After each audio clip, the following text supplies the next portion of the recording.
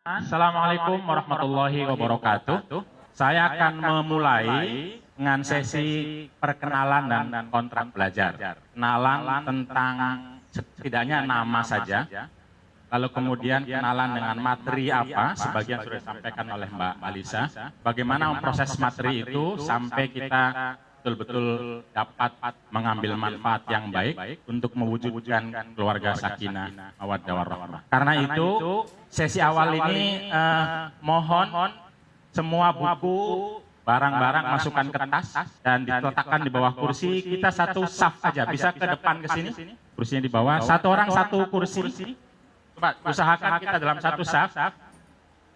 Karena biar sama-sama menatap, melihat wajah seluruh peserta. Kita akan bermain untuk menciptakan suasana yang akrab, komunikatif, dan riang. Namanya angin bertiup, teknisnya adalah kalau saya bilang angin bertiup, maka teman-teman bilang ke saya bertiup kemana. Lalu saya akan bilang, misalnya bertiup pada orang yang pakai jam tangan. Maka yang pakai jam tangan harus berdiri, pindah tempat. Itu ya, yang nggak dapat kursi berarti dia yang pagi-pagi sudah kalah pilkada. Itu ya. Kita mulai, kita coba, nanti yang kalah berarti akan megang mic dan menyebutkan hal yang sama. Hal yang sama yaitu bertanya, angin bertiup, lalu Anda menjawab, bertiup kemana, lalu silahkan baca tulisan di sini, bertiup kepada orang yang baca di sini. Angin bertiup kepada mereka yang lahir di luar Jakarta.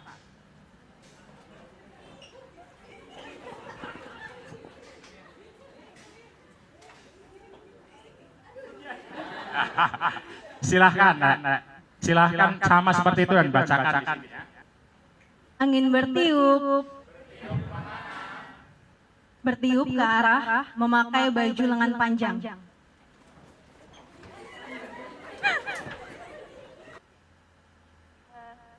Angin bertiup,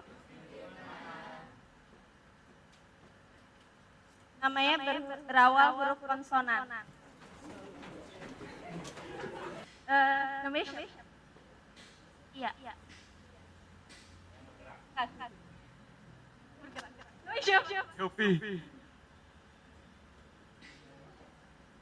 Fakih.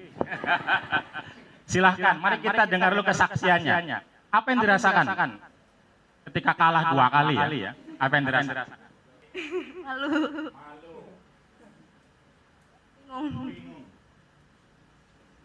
Melihat, menemukan apa saja yang dari permainan itu selain kata-kata ini? Panik. Ada yang panik juga ya? Mirip-mirip pilkada juga berarti ya? Panik. Ada yang lain? Ada? Sudah? Oke. Setidaknya teman-teman sekalian ini ada 7 kata atau 7 perasaan yang kita alami selama permainan sekitar 5 menit. Dalam kehidupan perkawinan itu juga mirip. Akan ada kepanikan, akan ada kebingungan, akan ada malu, mungkin lebih dari itu, tetapi pada saat yang sama juga ada sesuatu yang menuntut kita untuk selalu berinisiatif. Juga kita dituntut untuk cekatan dan jujur serta fokus. Ada nggak yang merasa senang atau gembira dengan permainan itu? Ada nggak? Ada. Mungkin gembira bisa kita tulis, atau kalau dalam konteks gerakan kita bermain-main. Bermain-main untuk menciptakan sebuah suasana yang kita inginkan. Nah, dalam pernikahan juga hampir tidak jauh berbeda. Kita akan ada senang, akan ada gembira, akan ada permainan-permainan yang harus diciptakan jika kita ingin meneruskan kehidupan perkawinan. Mungkin di sisi lain juga akan lebih lagi di mana bisa jadi kita akan mengalami persoalan-persoalan, bisa jadi marah, bisa jadi galau, mirip bingung tadi, dan lain-lain. Orang mengasumsikan hanya jomblo saja yang galau, tapi ternyata yang sudah pasangan juga bisa galau kuadrat. Karena tidak hanya tentang dirinya, tapi juga tentang pasangannya, mungkin tentang anak-anaknya.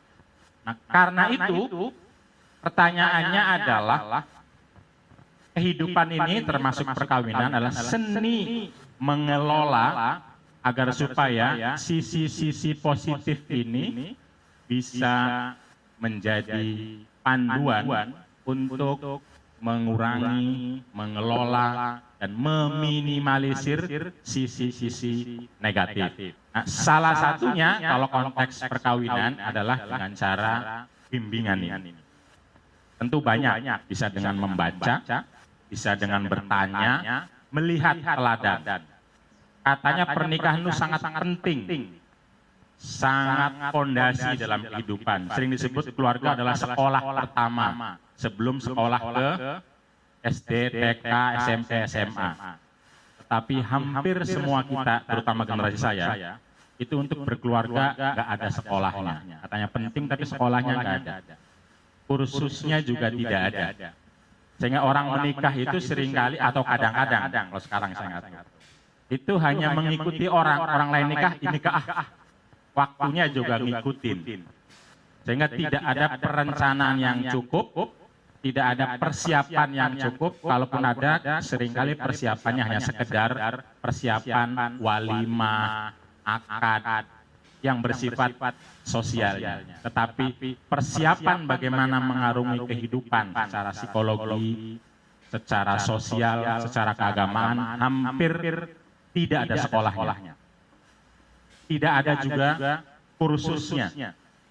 Nah, ini salah satu upaya kita untuk membekali teman-teman yang akan mengarungi kehidupan pernikahan agar hal-hal yang mungkin akan terjadi sebagai tindakan akibat yang negatif bisa diminimalisir dengan kekuatan dan potensi serta kapasitas yang kita miliki, yaitu sisi-sisi positif. Nah, hari ini selama 2 hari ke depan kita akan mengelola materi yang sebagian sudah disampaikan oleh Mbak Alisa untuk bekal kita, kalau adik-adik, teman-teman sekalian dalam mewujudkan keluarga sakinah, mawaddah, warahmah. Karena biar tidak kembali ke kursi yang mungkin agak repot, bisa diskusi dua-dua, boleh ya? Boleh dibagikan? Kalau nyaman mau bertukar kursi, boleh, silahkan.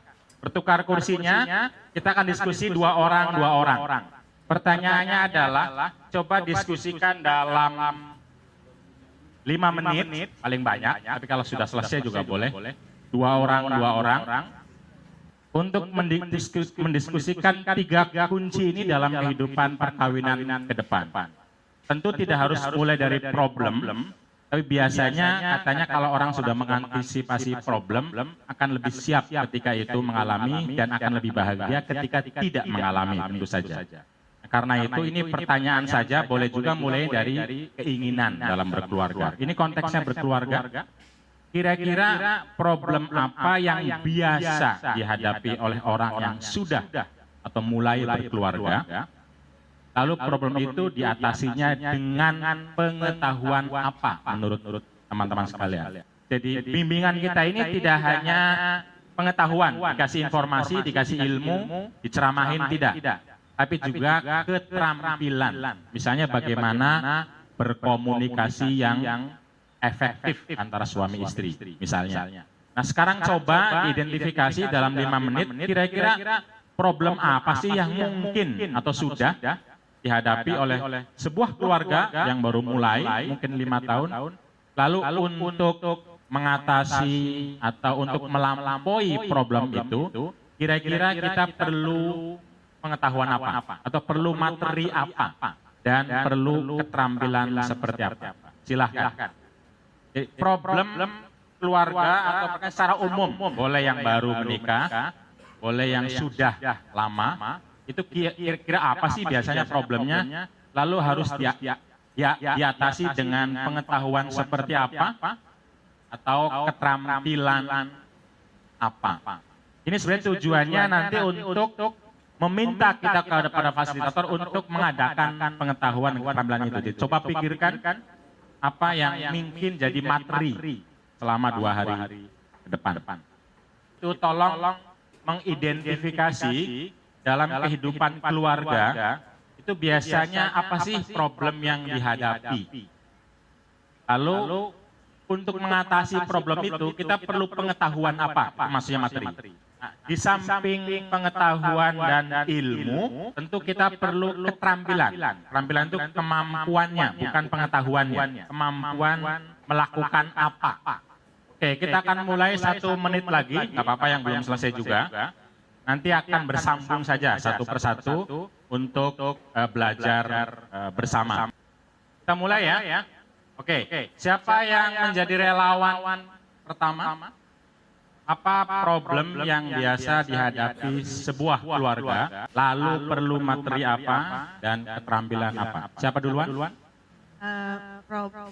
Problemnya keuangan, materinya bagaimana memanage keuangan, keterampilannya keahlian mengelola.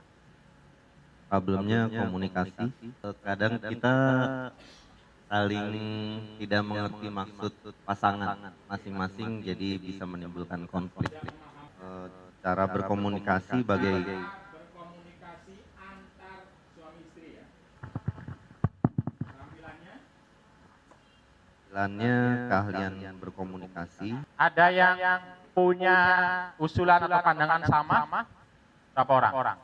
Hampir semua. Ada yang enggak kok. Sudah hebat komunikasinya. 1, 2, 3, 4, 5, 6, 7, 8, 9, 10, 11, 12, oh jadi ngacung, 13, 14 pasang. Lebih banyak masalah keuangan. Yang lain, ada yang lain selain 2 hal itu? Oke, jadi ada kebiasaan-kebiasaan yang waktu pacaran disembunyikan. Gitu, begitu menikah, oh begini toh, tahu semua. Itu istilahnya dinamika kali ya, karena ragam, karena banyak, gak sempat untuk ngasih tahu semua, kan waktunya gak cukup kasih tahu semua itu. Untuk sementara kan kasih tahu yang enaknya dulu. Berikutnya mari kita diskusi lebih lanjut kira-kira. Ada dinamika dalam keluarga yang seringkali pasangan tidak siap. Berarti yang diperlukan memahami atau materi tentang dinamika keluarga. Terus keterampilannya kira-kira diperlukan apa? Oke, mengajak pasangan, mampu mengajak berubah untuk kepentingan bersama tentu saja ya. Mengajak berubah. Mungkin bahasa lain nanti akan kita lihat mengelola. Ini dari Nuradi dan Atia. Ada yang lain? Ya, silahkan. Tentang pembagian peran mungkin ya Pak. Maksudnya aku jelaskan dulu. Oke, silakan. Takutnya ada yang salah nangkap. Mungkin kan ada zaman sekarang sudah wajar ya untuk wanita bekerja juga. Nah, akhirnya gimana nih pembagian peran untuk menjaga dan mengatur rumah? Itu sih. Oke, problem bagaimana tidak paham, tidak menerima, tidak siap tentang pembagian peran antara suami istri. Itu kira-kira ya. Ketika dua belah pihak bekerja. Ketika dua belah pihak bekerja. Rumah siapa yang menanggung? Kira-kira begitu ya. Lalu ilmu yang diperlukan? Bantuin kalau misalnya nggak match. Oke, bantuin ilmu. Oke, silakan. Yang sudah disebutkan apa kira-kira? Kalau yang sudah disebutkan tentu komunikasi, parenting, kayak gitu kan. Apakah perlu pengetahuan tentang bagaimana Islam mengajarkan peran keluarga? Perlu. Dari moral dan agama juga pastikan sudah ada ilmunya sendiri kan. Oke, perlu ada pengetahuan itu. Oke, perlu itu. Berarti perlu pengetahuan tentang agama, dalam hal ini Islam ya, mengenai peran keluarga, terutama suami dan istri. Keterampilannya kira-kira apa? Kemauan untuk belajar tentunya, dan nerima kalau mendengarkan lah Pak. Bisa saya tanya, saya lupa tadi bertanya. Paling tidak angkat tangan. Yang pertama tadi soal ketidaksiapan dengan dinamika keluarga. Ada berapa orang? Kelompok coba. Ada berapa orang yang punya pandangan yang sama bahwa orang atau pasangan seringkali tidak siap dengan dinamika, lalu tidak mampu mengelolanya dengan baik. Ada berapa orang? 1, 2. Dinamika keluarga, 3, 4, sama 5 yang usul. Lalu soal pembagian peran dalam keluarga yang kadang tidak siap atau tidak tahu, termasuk dalam informasi mengenai agama, bagaimana sih agama mengatur hak dan kewajiban serta peran suami istri yang memungkinkan terjadinya atau munculnya sakinah mawaddah rahmah. 1, ada yang lain? Oke, selain soal keuangan, soal komunikasi, soal dinamika keluarga, soal pembagian peran dan fondasi dalam agama, ada yang lain? Problem perbedaan budaya dengan keluarga besar, Pak. Oh, keluarga besar ya. Jadi saya lihat kan kita dari pernikahan itu nggak cuma menyatukan dua insan, tapi menyatukan dua buah keluarga besar. Nah, kadang di situ juga antara saya dengan mertua di masa akan datang pasti ada yang nggak cocok gitu. Nah, kayak gitu, Pak. Oke. Kira-kira materinya apa namanya? Apakah kita bisa disebut namanya mengelola perbedaan atau mengelola konflik? Ya, Manajemen konflik itu ya. Karena perbedaan seringkali melahirkan konflik. Padahal bisa jadi seharusnya perbedaan melahirkan kekuatan untuk berbagi peran. Tapi nyatanya perbedaan dijadikan alasan untuk konflik. Mungkin kita sebut mengelola perbedaan dan konflik. Bisa yang bersifat personal, seperti yang disebutkan soal dinamika tadi. Bisa juga keluarga, mungkin juga sosial, ekonomi, strata, nanti belum lagi termasuk diantaranya pilihan nyekolahkan anak mana. Ya, dan bias. Ya. Emosi, Pak. Emosi. Maksudnya? Iya, kan kadang-kadang emosi itu sering muncul, Pak. Misalnya kalau lagi capek atau lagi sudah ngantuk atau lapar gitu, Pak. Nah, itu kan sering kali muncul emosi gitu atau sifatnya kemudian gitu. Jadi kalau emosi itu untuk materinya mungkin kita butuh psikologi, Pak. Psikologi. Emosi nanti salah satu bagian yang akan mempengaruhi kita dalam mengelola dinamika keluarga dengan berbagai problem, harapan, keinginan, dan tantangannya itu ya. Tetapi isu di keluarga selain keuangan, emosi, perbedaan budaya, ada nggak isu tentang anak? Itu kedua orang tua berbeda, lalu problem dan lain-lain. Ada ya? Kira-kira apa yang sudah disampaikan oleh teman-teman dalam diskusi kelompok tadi, itu sesungguhnya sudah sedikit banyak disiapkan. Nah, tinggal tolong dipastikan kalau sekarang ada angan-angan ditulis. Angan-angan itu, kebutuhan itu, kalau tidak ada dalam materi, angkat tangan, minta. Jadi kita sekarang lagi mulai sampai jam tentang perkenalan sedikit tentang materi dan kontrak belajar. Nanti kita lakukan kontrak belajar. Berikutnya adalah bagaimana sih kita membangun fondasi keluarga sehingga peran-peran itu sudah bisa dipahami sejak awal. Bahwa kita akan berbagi peran, tidak mungkin akan satu orang melakukan satu peran saja, yang lain tidak melakukan apa-apa. Harus berbagi, tapi dengan konteks pemahaman keislaman. Jadi ini sudah muncul harapan yang tadi disampaikan. Lalu sesi siangnya ada 2. Bagaimana mengelola dinamika pernikahan. Dinamika itu tantangan, harapan, komunikasi masuk di situ. Perbedaan akan masuk di situ.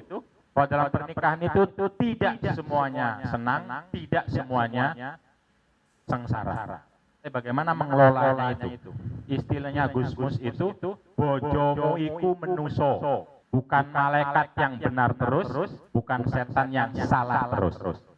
Ada benarnya, ada salahnya. Kadang-kadang problemnya kita pengen pasangan kita benar terus, tapi membiarkan kita yang salah terus. Nah, ini yang perlu dikelola dinamika pernikahan. Berikutnya adalah kebutuhan itu bagaimana sih mengelolanya? Salah satunya keuangan. Cuma kebutuhan keluarga nanti tidak hanya keuangan. Yang terpikir biasanya keuangan dulu. Itu bagaimana sih kalau kurang, kalau lebih, kalau banyak, kalau tidak ada, dan lain-lain. Jadi bukan mencari pekerjaannya, karena kita nggak cukup bicara, mungkin nggak bisa malah. Fasilitor mencari pekerjaan untuk Anda, nggak bisa. Tetapi kalau ada dan tidak ada, bagaimana mengelolanya agar kesepakatan untuk menjadi keluarga sakinah tetap berjalan.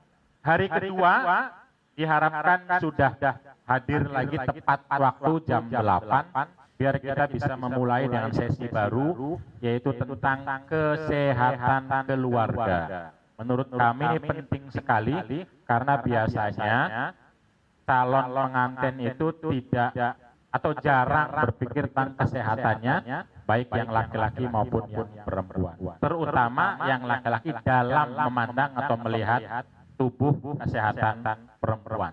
Karena kesehatan ini akan menjadi tumpuan awal untuk mengelola kebutuhan, keinginan, harapan berkeluarga. Termasuk dalam hal ini, sesi berikutnya soal anak-anak. Dari kesehatan itulah baru kita berpikir bagaimana punya generasi yang berkualitas, anak yang sehat, cerdas, dan mampu menjadi bagian utama dalam keluarga sakinah. Jadi kesehatan keluarga, kemudian mencetak generasi berkualitas, dan terakhir adalah bagaimana kalau dalam kehidupan nyata kita ternyata banyak sekali perbedaan yang kadang-kadang menjadi konflik, menjadi persoalan, tidak ada titik temu.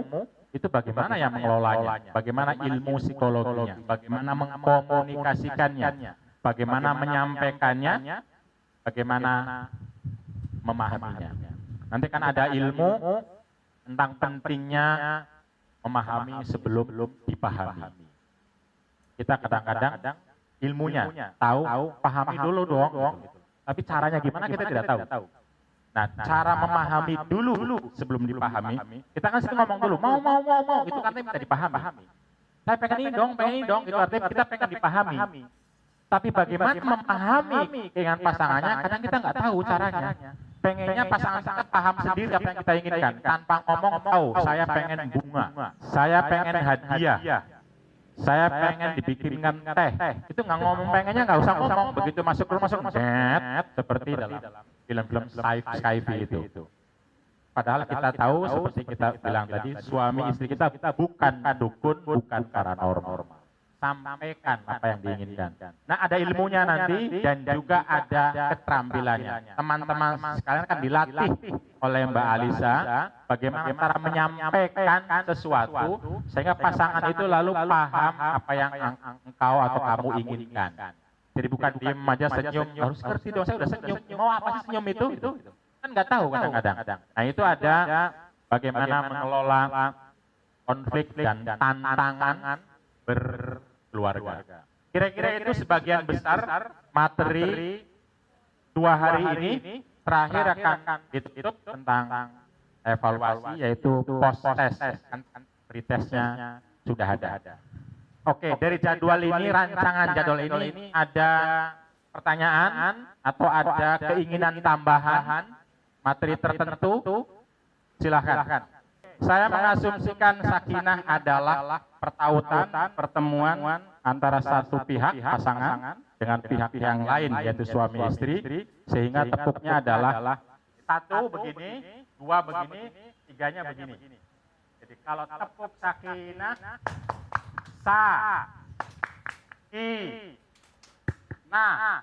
sakinah, gitu ya. Ya dong, semangat kita semangat. Oke, kita mulai ya. Kita mulai. Boleh berdiri. Berdiri. Tepuk sakinah. Sakinah. Satu kali lagi. Sakinah.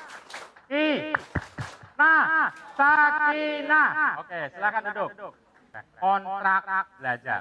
Maksudnya adalah kira-kira kalau semua materi ini ingin kita dapatkan dan dibawa keluar ruangan ini dengan penuh pemahaman dan juga kemampuan menggunakannya karena keterampilan, kira-kira apa yang perlu disepakati soal teknis, HP, keluar ruangan, dan lain-lain itu. Dan juga termasuk apa sih yang kira-kira diharapkan dari kursus ini secara teknis.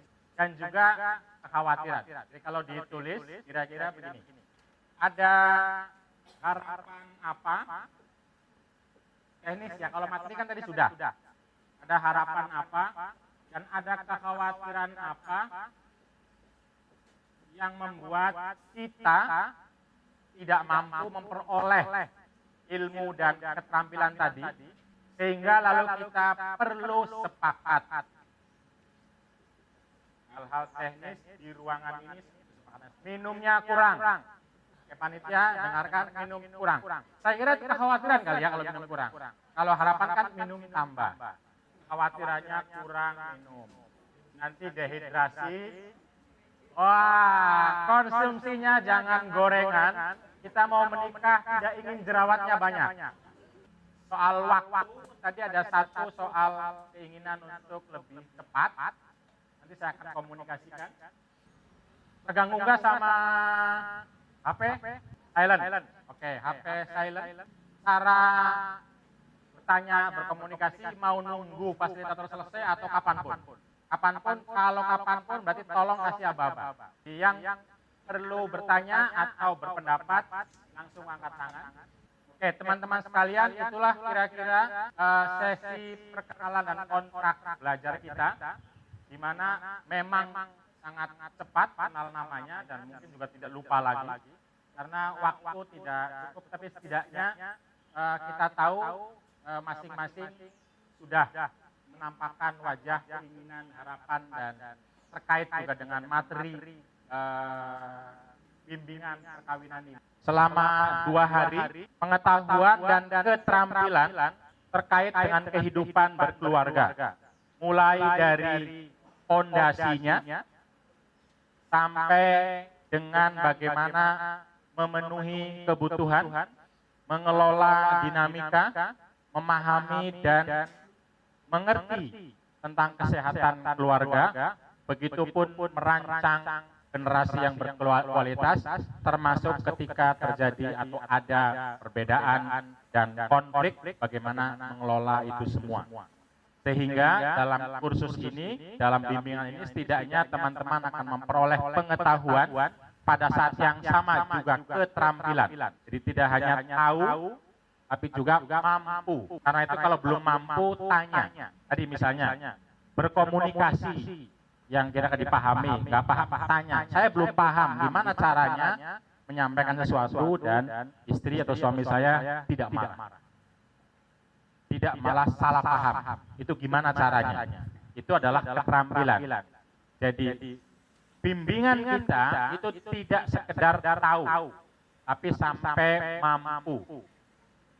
Karena biar begitu pulang bisa dipakai, terutama untuk mengawali fondasi pernikahan 5 tahun pertama. Jadi karena itu teman-teman sekalian, mohon sama-sama semuanya mengikuti proses ini, datang untuk tepat waktu, dan panitia nanti saya akan sampaikan sebagai fasilitator untuk mengusulkan keinginan dan harapan-harapan yang sudah tercatat. Yang tercatat adalah soal minum, sholat, dan juga waktu sedikit lebih tepat, tapi tidak jam 12, maaf. Dan juga teman-teman juga bisa sepakat untuk HP silent, bertanya langsung saja, dan mungkin menghormati tentu teman yang ingin berbicara dan menyampaikan. Saya akan mengakhiri sesi ini dan saya akan serahkan ke berikutnya kepada Ibu Dr. Nur Rofiah. Sebelumnya saya akan bertanya apakah Anda siap untuk mewujudkan keluarga bahagia? Siap untuk mewujudkan keluarga bahagia? Keluarga sakinah? Siap. Oke, tepuk tangan untuk kita semua. Terima kasih. Sesi berikutnya adalah tentang bagaimana membangun, memulai fondasi keluarga sakinah, mawaddah, warahmah yang akan difasilitasi oleh Ibu Nur Rofiah. Silakan.